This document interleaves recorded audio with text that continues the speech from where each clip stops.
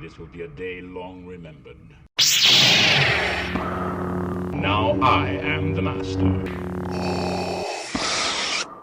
Welcome to another episode of Legends and Theories, and welcome to part 2 of my Marvel villain and Deadpool Squid Game. I will release a full version of this with all the challenges together, since it's already edited and everything. I'll just put them together and post the full version.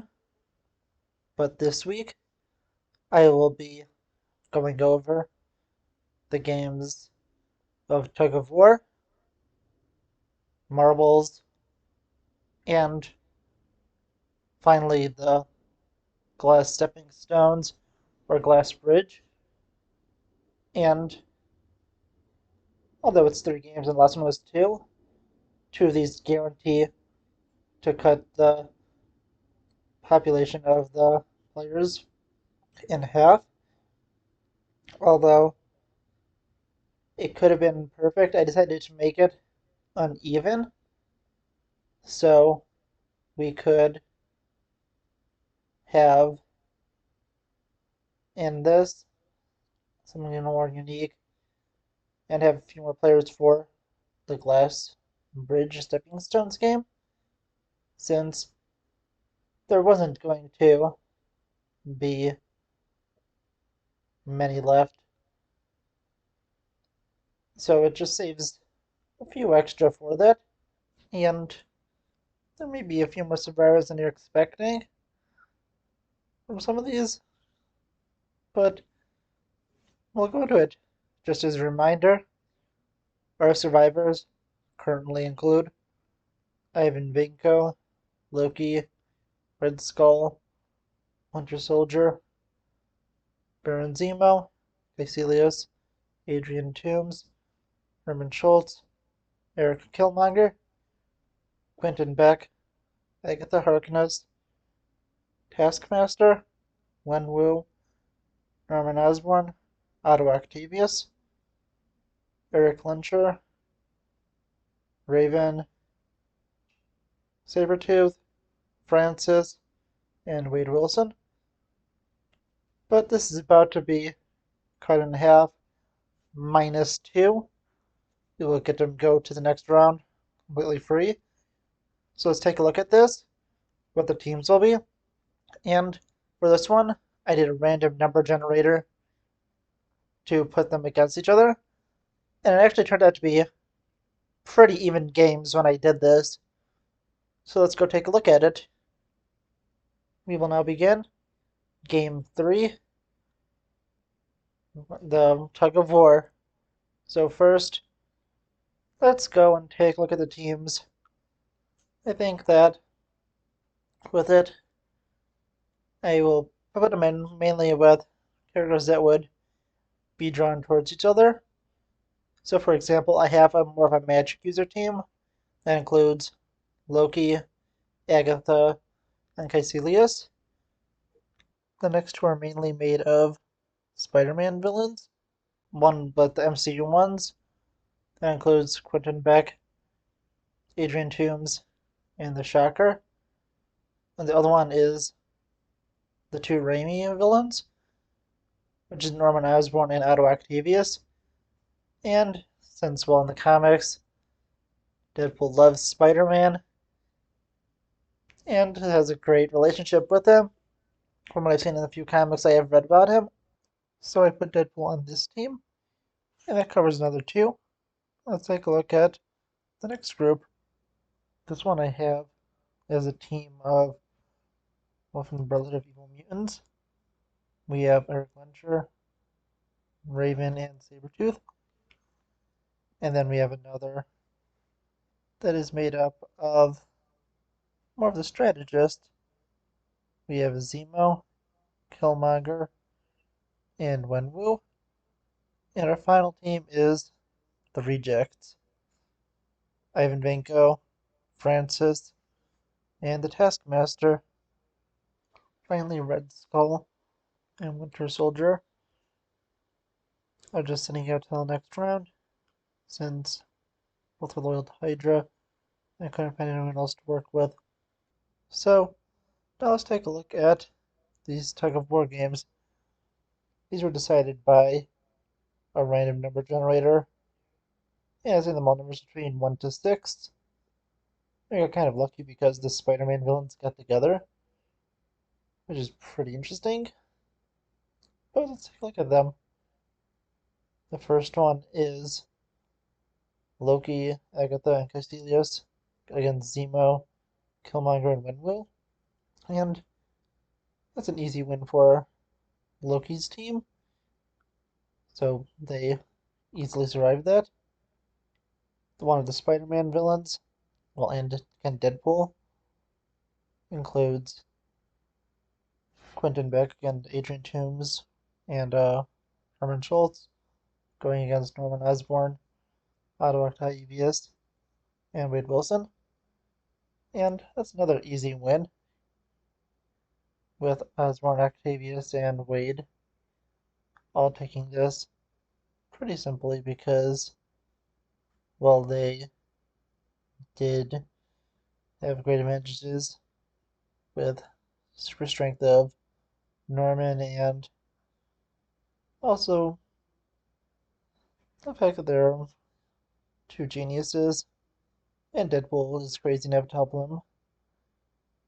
The last one is Ivan, Vinko, Francis, and Taskmaster against Eric Luncher, Raven, and Sabretooth, and that's an easy win for basically the Brotherhood, since the other ones are not, the best.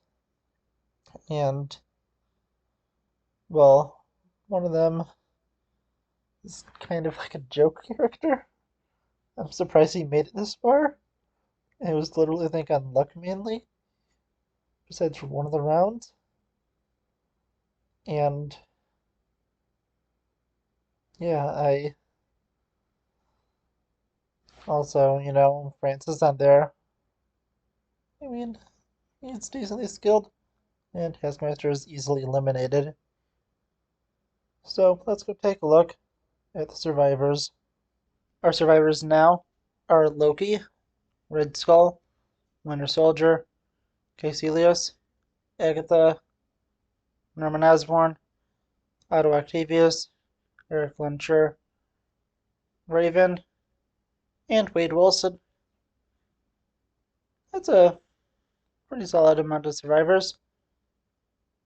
But it's about to be cut in about half again in the next round.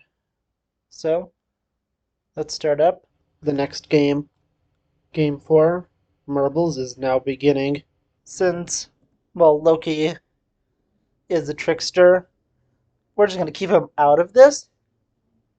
And I decided to do that just to make things a little more interesting.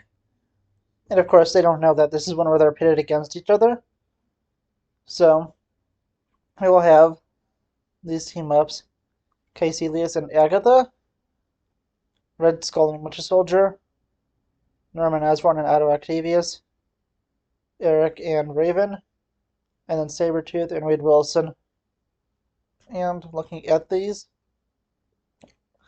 I think at most of them, the winner is pretty obvious, besides one of them.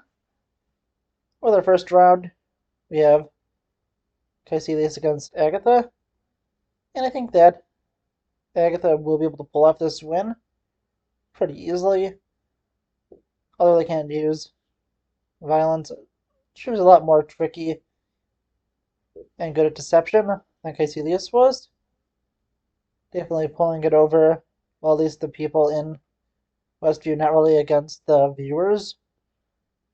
Because a lot of people already guessed who she was. But I'm giving her the win here. And with marbles, we have Red Skull with the Winter Soldier. And since the Winter Soldier is controlled by Hydra, Red Skull just simply has to, well, tell Winter Soldier to give his marbles. And Red Skull will easily make it to the next round. Up next we have the one I think that was the most complicated, and I did rely on a coin flip for, Because we had Norman Osborn against Otto Octavius. And this one, yeah, I thought it could go either way. And my coin flip gave me our winner of Norman Osborn. And yeah, I think that it was done. It was a good ending. I think that either way, it could have, happened. But I'm fine with that. Our next round is Eric against Raven, and they're close friends, but I think that if he's able to use his power slightly, Eric will be able to win, having Raven be eliminated. And the final one is Sabretooth and Wade Wilson. And yeah, I think while Wade's pulling this off easily, he will probably just, mess with him and then take them and win. And Sabretooth will be eliminated, but probably not killed because of his healing factor, unless they have a way to kill him. But let's not get ahead of ourselves. That's probably going to be way too much to answer here. So let's take a look at the new survivors. We have a lot less now. Loki, Red Skull, Agatha, Norman, Eric, and Wade are all survivors. And you can see why I wanted to keep a few extra alive, just so we aren't missing even more here. And with the last stepping stones, or bridge, however you want to call it, with that, I did have coin flips for most of them. There, of course, there's going to be at least one guaranteed death. But also, I think there's a few people who I knew would make it through. So we're going to say that since I think there's only like 3 or 4 extra stepping stones for the remaining players, you only have, we'll say 3 more. So we'll have around 8 to 9 stepping stones. So it's a lot easier versus I think it's around 20 to 25. I think it was maybe like, it was around that, in that range. I don't remember exactly. Might have been like 22. I think there was, about 18 players left. I can't remember exactly. But yeah, we have a lot less. So we'll see about the coin flips with this one. We now begin the second to last game, the bridge game. And being smart enough and kind of being able to guess, Loki takes the last spot just to make sure he could survive.